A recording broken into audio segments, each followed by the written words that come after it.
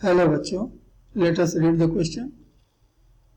The question says application of a forward bias to a PN junction. नीचे हमें कुछ statements दिए हुए हैं, बतलाना है कि इसमें से कौन सा स्टेटमेंट करेक्ट होगा. First statement is widens the depletion zone. Second, increases the potential difference across the depletion zone. C. Increases the number of donors on the N side. And last, decreases the electric field in the depletion zone. अब इस question के लिए जो की concept है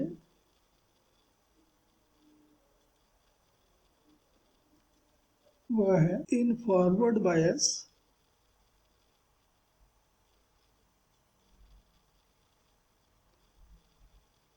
the P side of a PN junction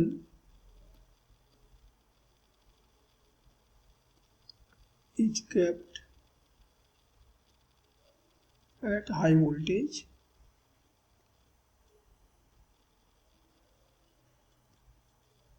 than that of N side. तो forward bias में हम P साइड को N साइड की कंपैरिजन में हाई वोल्टेज पे रखते हैं. तो P साइड हाई वोल्टेज पे होगा, N साइड लो वोल्टेज पे होगा. तो मान लीजिए कि हमारा एक PN जंक्शन डायोड है.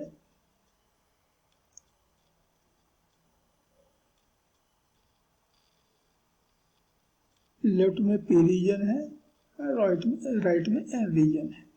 जंक्शन के क्रॉस डिप्लेशन लेयर है.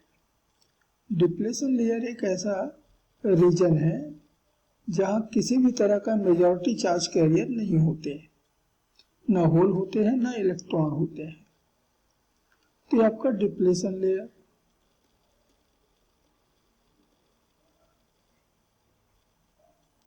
डिप्लेशन लेयर का एन साइड वाला जो पोर्शन है ये पॉजिटिवली चार्ज होता है या पॉजिटिव पोटेंशियल पे होता है, जबकि पी साइड वाला जो एज है वो निगेटिव पोटेंशियल पे होता है. और इसलिए ये जो पोटेंशियल डिफरेंस है जिसको कि हम कहते हैं बैरियर पोटेंशियल, जिसकी वैल्यू सिलिकॉन सेमीकंडक्टर के केस में 0.7 वोल्ट और जर्मेनियम के केस में 0.3 वोल्ट होता है.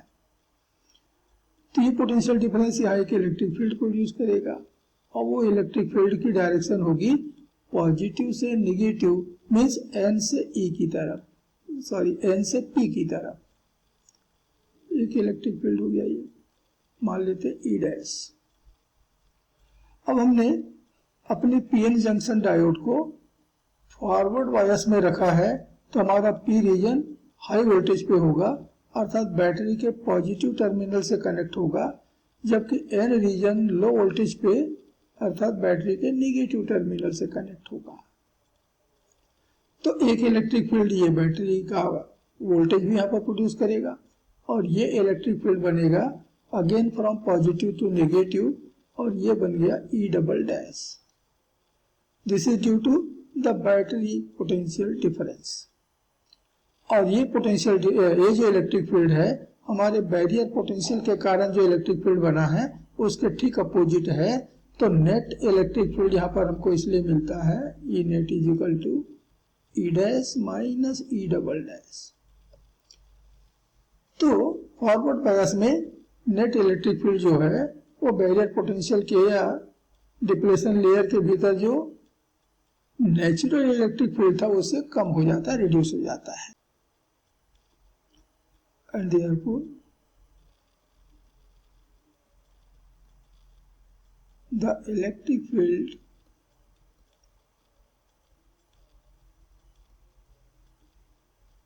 in the depletion region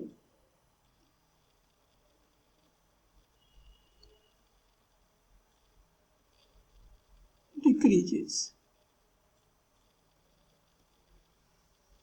अब देखिए कि पी रीजन में मेजॉरिटी चार्ज कैरियर तो पॉजिटिवली चार्ज होल होंगे, यहाँ पर ये होल मेजॉरिटी में होंगे जो कि पॉजिटिवली चार्ज होते हैं, और इधर होंगे इलेक्ट्रॉन जो कि निगेटिवली चार्ज होते हैं।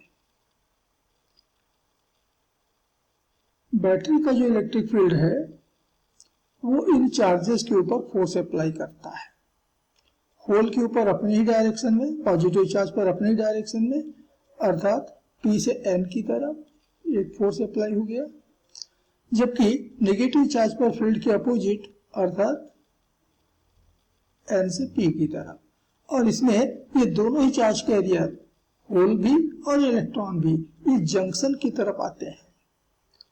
तो जो पहले इस बाउंड्री पर आकर के रुक गए थे, यहाँ से आगे नहीं बढ़ रहे थे और ये भी यहाँ से आगे नहीं बढ़ रहे थे, वो थोड़ा सा आगे आ जाएंगे और इसलिए डिप्लेशन रीजन थोड़ा सा थिन हो जाता है, सकरा हो जाएगा, पतला हो जाएगा। The depletion layer and therefore width of the depletion layer